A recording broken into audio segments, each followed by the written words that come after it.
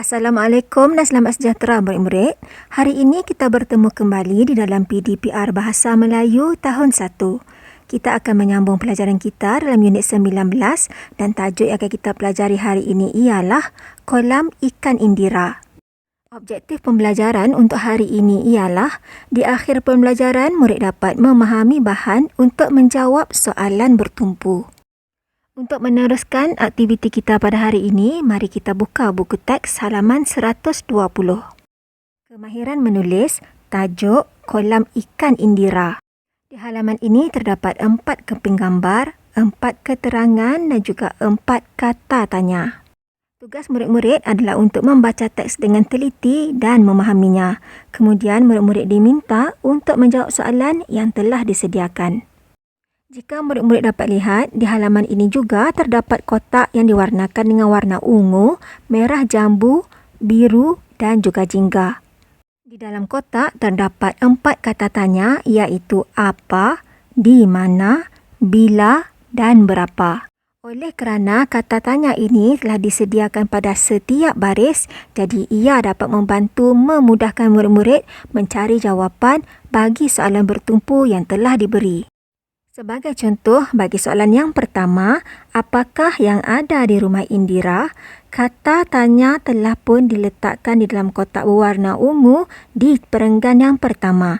Jadi jawapannya murid-murid ambillah di perenggan yang pertama ini dan carilah jawapan yang paling sesuai dan tepat. Bagaimana? Jelaskan murid-murid. Jadi, marilah kita cuba untuk menjawab soalan yang pertama berdasarkan kepada soalan dan juga kata tanya yang telah disediakan pada setiap perenggan. Jangan lupa murid-murid, ini merupakan latihan soalan bertumpu. Jadi, jawapan soalan bertumpu telah pun tersedia di dalam teks. Jadi, murid-murid hanya perlu mengambil jawapan dan menulis kembali jawapan di dalam ruangan yang telah disediakan. Jom kita baca teks bersama-sama. Ini rumah Indira. Di rumah Indira ada kolam ikan. Kolam ikan di rumahnya besar. Kita telah pun selesai membaca perenggan pertama. Sekarang mari kita lihat soalannya. Apakah yang ada di rumah Indira? Baiklah murid-murid, berdasarkan teks yang telah pun kita baca, jawapannya ialah di rumah Indira ada kolam ikan. Mudahkan murid-murid? Baiklah, jika mudah, mari kita lihat soalan yang kedua. Perenggan kedua, kolam ikan Indira terletak di belakang rumah.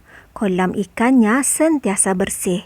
Baiklah, soalannya, di manakah kolam ikan Indira? Baiklah murid-murid, jawapannya ialah kolam ikan Indira terletak di belakang rumah. Wah, murid-murid semua telah semakin mahir.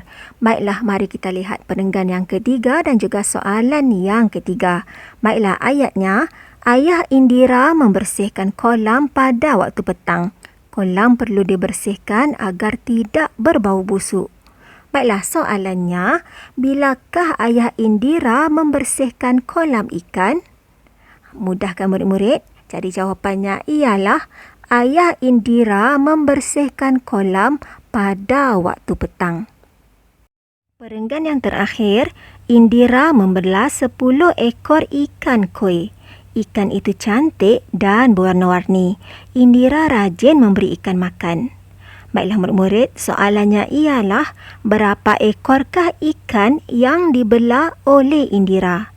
Baiklah, jawapannya ialah Indira membelah 10 ekor ikan koi. Tahniah murid-murid kerana telah berjaya menjumpai jawapan bagi setiap soalan bertumpu yang telah diberi. Kita telah pun selesai lakukan aktiviti yang pertama. Sekarang kita akan lakukan aktiviti yang kedua di dalam buku latihan Bahasa Melayu tahun 1 jilid 2 di halaman 45. Arahan, jawab soalan. Baiklah murid-murid, latihan ini juga sama seperti latihan kita yang pertama tadi.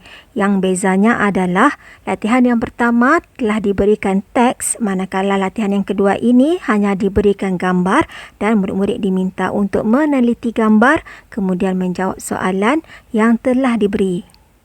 Baiklah murid-murid, ini merupakan peta buih. Jadi tugas murid-murid adalah untuk memahami peta buih berkenaan dengan rumah bersih keluarga ceria. Apakah cara dan juga aktiviti yang menjadikan rumah kita sentiasa bersih serta keluarga kita menjadi ceria? Jom kita teliti gambar. Gambar yang pertama, seorang budak lelaki sedang mengelap cermin almari. Gambar yang kedua, seorang ayah sedang menanam sampah. Gambar yang ketiga, sebuah keluarga yang ceria dan bahagia. Baiklah, seterusnya gambar yang keempat, seorang budak lelaki sedang mencuci akuarium pada hari Sabtu. Baik, yang kelima, seorang ibu ataupun emak sedang menanam pokok bunga. Dapatkah murid-murid nyatakan apakah fungsi kata tanya yang telah disediakan pada setiap gambar? Bagus murid-murid. Kata tanya ini adalah untuk membantu murid-murid mencari jawapan berdasarkan kata tanya yang diberi dan juga gambar. Nampaknya murid-murid semua telah bersedia, jadi mari kita mulakan dengan soalan yang pertama. Apakah yang dilakukan oleh Amir? Baiklah murid-murid cari jawapan pada gambar yang mempunyai kata tanya apa. Dapatkah murid-murid mencari jawapannya? Ya, betul murid-murid, jawapannya ialah Amir mengelap cermin almari. Soalan kedua, bilakah abang mencuci akuarium? Baiklah murid-murid, dapatkah murid-murid menjumpai jawapannya?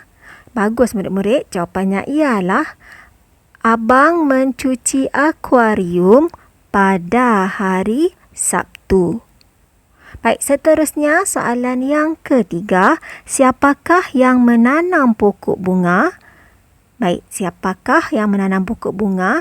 Berpadukan kepada gambar ibu yang menanam pokok bunga. Wah, hebat murid-murid. Baiklah kita sambung soalan yang keempat. Di manakah ayah menanam sampah?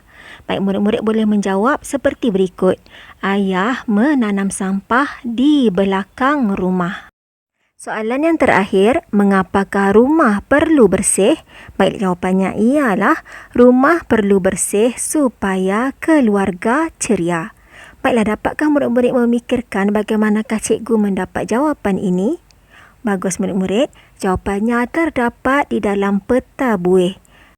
Cikgu percaya murid-murid telah berjaya menyelesaikan aktiviti ini dengan baik. Selesailah aktiviti kita untuk hari ini.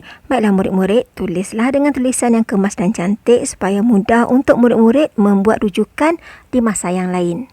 Sebagai rumusan, murid-murid telah berjaya memahami bahan dan juga gambar untuk menjawab soalan bertumpu.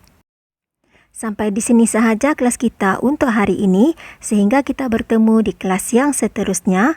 Ingat, berusahalah untuk menjadi yang lebih cemerlang.